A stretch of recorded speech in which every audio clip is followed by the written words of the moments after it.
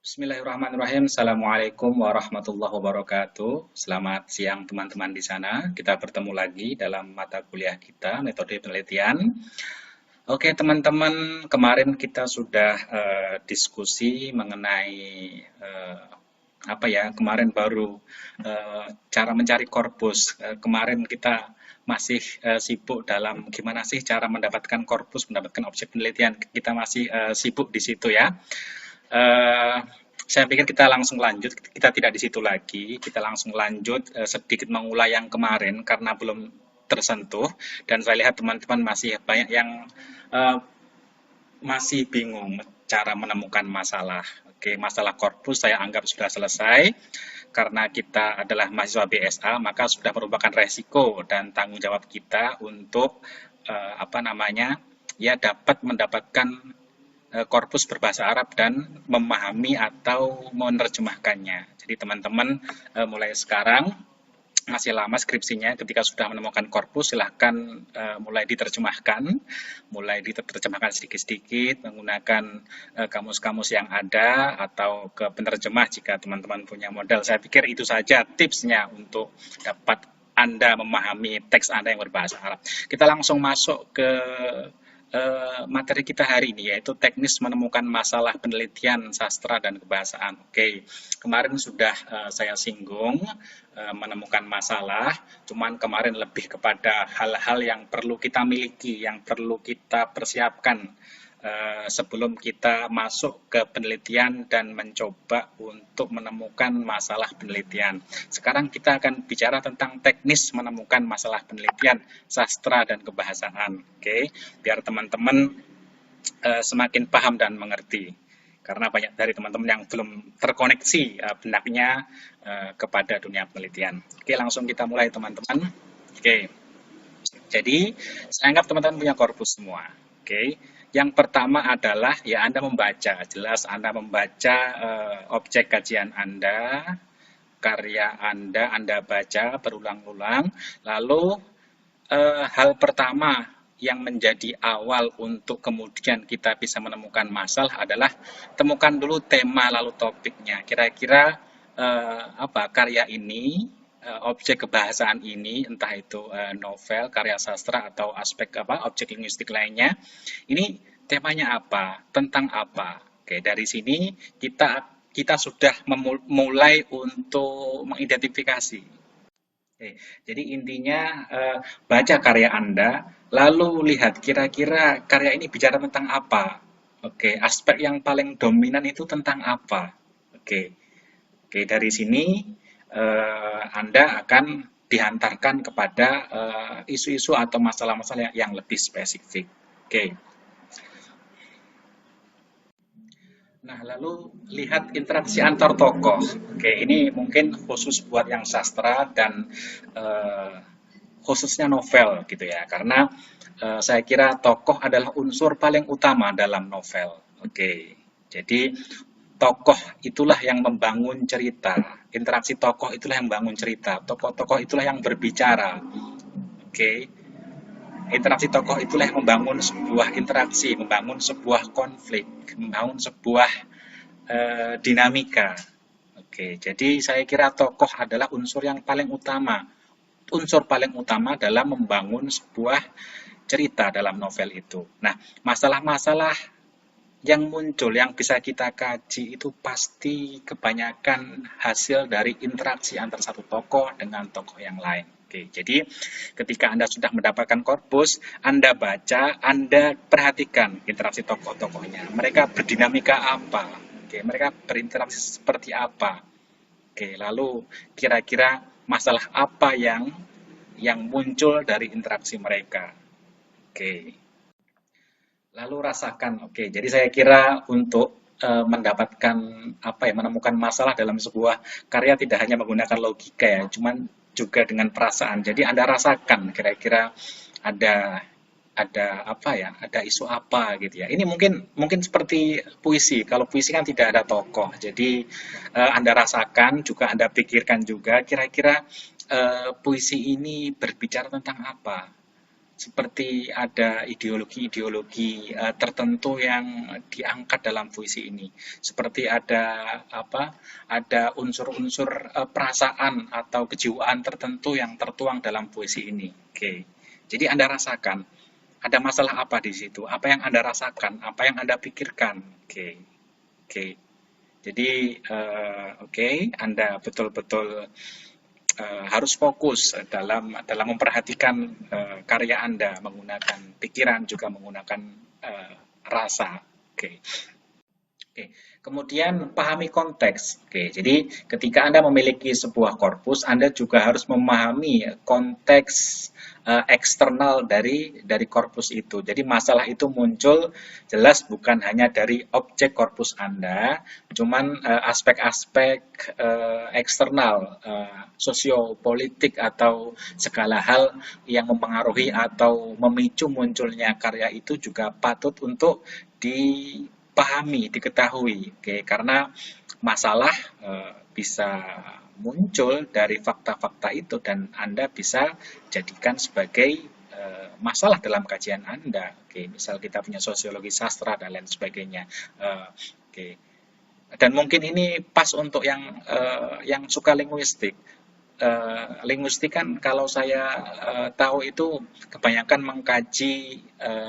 mengkaji wacana, oke, mengkaji wacana sebuah objek kebahasaan, entah itu berita, entah itu pidato, oke, menggunakan apa teori-teori bahasa atau linguistik yang ada. Misal ada seorang presiden, dia berpidato. Nah, Anda harus memahami konteks sosiopolitiknya sedang ada apa ini. Kenapa dia berpidato seperti itu? Nah, ketika Anda memahami sosiopolitiknya, lalu seorang presiden itu berpidato, maka Anda akan menemukan sebuah petunjuk atau gambaran. Oh, mungkin saja presiden ini berpidato seperti ini karena ada unsur-unsur atau ideologi atau pesan-pesan tersembunyi yang ingin disampaikan kepada audiens. Nah, ketika Anda memahami pidato itu sekaligus sosiopolitiknya akan tergambar sehingga Anda menemukan sebuah ide. Oh, mungkin aku ingin membahas pidato ini menggunakan teori-teori linguistik karena sebuah wacana dibangun dengan struktur-struktur atau aspek-aspek pembangun wacana itu. Anda bisa gali di situ menggunakan teori-teori linguistik yang banyak sekali. Oke, seperti itu. Jadi inilah pentingnya memahami konteks. Oke, karena segala hal pasti terikat dengan konteks.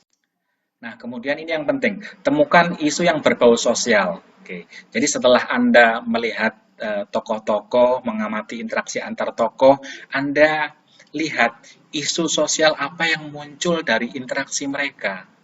Oke, isu apa yang muncul pada interaksi antar tokoh tersebut. Oke, ingat ya, isu yang berbau sosial, bukan hal remeh-temeh. Oke, misal novel kan pasti ada unsur cerita cintanya. Anda baca, Anda enjoy sekali, Anda terharu, lalu Anda membuat sebuah penelitian dengan masalahnya adalah hubungan cinta yang agung antara laki-laki yang tampan dengan perempuan yang cantik dalam novel bla bla bla. Tidak bisa. Oke. Jadi tidak bisa Anda membahas hal remeh-temeh tersebut. Anda harus menemukan isu dalam karya itu yang berbau sosial, bukan masalah cinta atau dan lain sebagainya seperti itu. Oke, misal Anda membaca sebuah karya.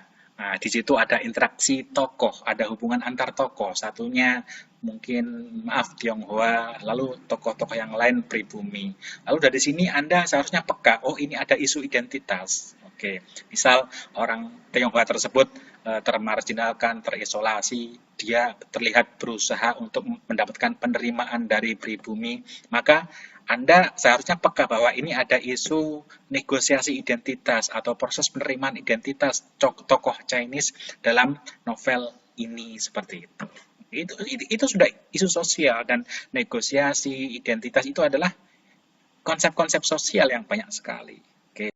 Nah, contoh yang lain, Anda membaca sebuah novel dari Timur Tengah, novel Arab. Oke, di situ ada interaksi antar tokoh, kelompok moderat dengan kelompok radikal. Oke, maka Anda harus peka, oh di sini sepertinya ada konflik antara kelompok moderat dengan kelompok radikal tentang keislaman tertentu. Oke, jadi Anda ketemu isu, yaitu isu konflik kelompok. Oke, bisa saja mungkin kelompok Syiah dengan Sunni atau kelompok yang lainnya seperti itu. Nah, berarti ada konflik kelompok.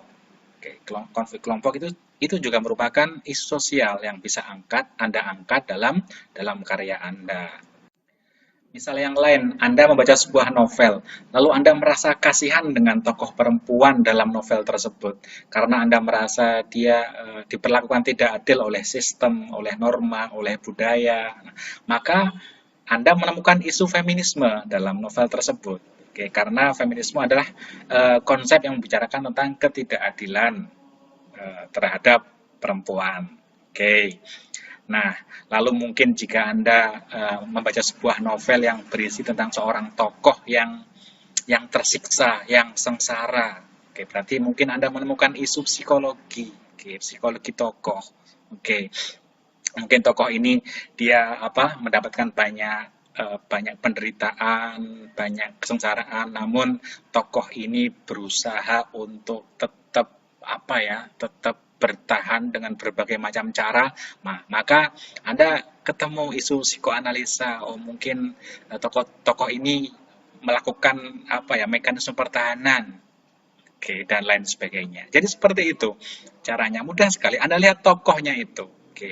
Jika tokoh ini sepertinya tersiksa, mungkin ya Anda ketemu isu psikologi, oke. Kalau perempuan yang termarginalkan, terdominasi, Anda ketemu isu feminisme, oke. Jadi mudah sebenarnya menemukan isu, oke. Nah, selain melihat interaksi antar tokoh yang kemudian memunculkan isu, Anda juga harus merasakan korpus Anda.